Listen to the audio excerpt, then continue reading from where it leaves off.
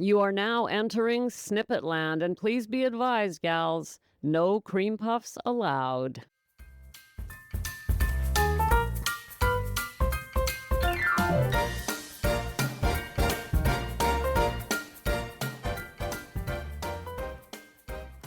Welcome to Sobriety Snippets for Women Over 40, where we stop waiting to feel ready, start changing your relationship with alcohol today, and let readiness rise up to meet you. I'm Becca Jacobson, and welcome back to Snippet Land, my dears. And if you're new here in Snippet Land, welcome home, my dear, especially if you're a woman over 40 whose life looks fine from the outside, but who is tired of how alcohol feels on the inside. You have found the place to be. Before we get started today, gals, make sure you're following the show or subscribe, depending on your platform, and you might even share the snippets with someone who would benefit from them. We want more and more women finding us here in Snippet Land because we're making a real difference here in Snippet Land. I'm very excited today, gals, because today I'm going to teach you one of several foundational strategies that I teach for early sobriety, for women who are in the survival sobriety stage that we talked about on Wednesday. On Wednesday, I shared with you that the first year of sobriety, we go through several phases or stages of sobriety. And many of us believe that the way we feel in the beginning is how we're going to feel permanently, and that is simply not true.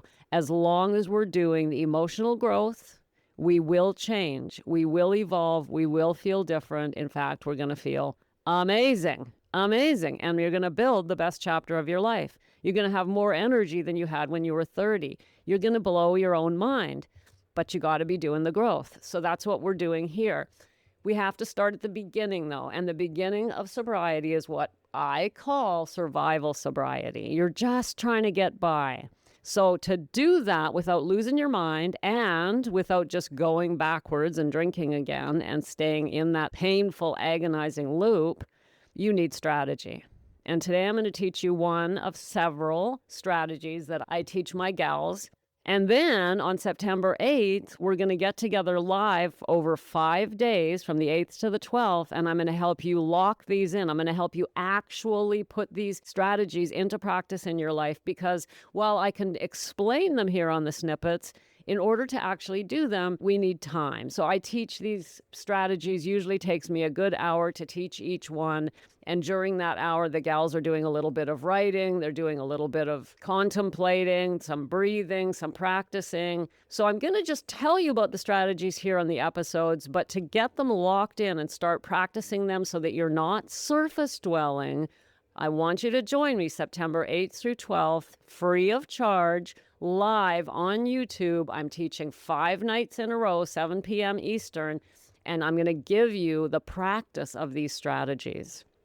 And all of that is called the Sobriety Sanctuary. Last September's Sanctuary was amazing. And gals, I got an email this week that I have to share with you. I could not believe the timing on this email. My dears, there are no coincidences. I know this wasn't planned, it just happened. I got an email from a woman who did my September event last year, 2025. And suddenly, in my email, here I am planning the Sobriety Sanctuary for this year, and she pops into my inbox and says this, quote, "I still shake my head that when I joined your September sprint, I truly hoped at the end of the week I could say that I had not had one glass of wine that week. And now here I am, 1 year and loving my sober life." I know, right? Can you believe this? Here's a woman, I remember her clearly.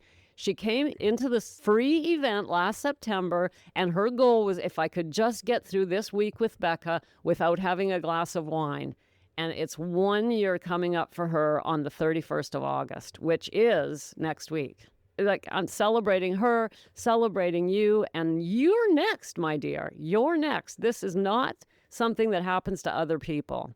She did that first year. As she said, she's loving her sober life. She's not just surviving, she's loving it and building truly the best chapter of her life. So what you want to do is go to beccajacobson.com/sobriety sanctuary. That's beccajacobson.com/sobriety sanctuary. Sign up and let me know you're coming so I can send you everything you need to join me on the 8th through the 12th at 7 p.m. Eastern. It's going to be amazing, gals. Women are going to join me free, and their lives are going to change permanently. Just like the woman who sent me the email this week. You're next. You're next, my dear. Okay. Today, I'm going to tell you about the voice of alcohol, why it matters, and how we handle it in early sobriety. When I say the voice of alcohol, I know you know what I mean. It's the voice that wakes up at 3 in the morning, at 5 in the afternoon, whenever it is, and it says, you need a drink. It's time for a drink. I'm going to teach you how to answer that voice without fighting that voice. We can't actually fight that voice. You cannot quiet that voice by telling it to shut up, by quieting it, by wrestling with it. That voice will always come back. And when you try to argue with it, you're arguing with the voice, with the same voice that created the voice. Does that make sense? When we say, no, I don't need a drink. Yes, you do. You did good today. You've done really well. You haven't had one in 3 days. You could have it. No, I don't want to have a drink. I said I wasn't going to drink. Yeah, but you know what? You're tired. You could just sit down and have one. Yeah, but I don't want to. Yes, you could. That insanity, that never works. Never. You might actually win the argument once or twice, but it will not be permanent. Eventually, it's going to wear you down and you're going to end up drinking. So we need a different approach to the voice of alcohol. And this is the first class I'm teaching, September 8th, the voice of alcohol. During that 1 hour together, I'm going to teach you how to get to know that voice intimately, how to recognize it for what it is. This requires a bit of journaling. I've got some key prompts for you. But once you recognize that voice, you start separating from it. You start realizing it's not you. It is not the real you. It is not the you who listens to a snippet. It is not the you who joins the sobriety sanctuary. That voice is a different voice. It's not evil. It's not out to get you. In fact, it thinks it's protecting you. And that voice exists because you've trained it over years. You've trained it to believe that what we need in this moment is a drink. It's doing its job. So we're not being attacked by an evil entity. We need to recognize that.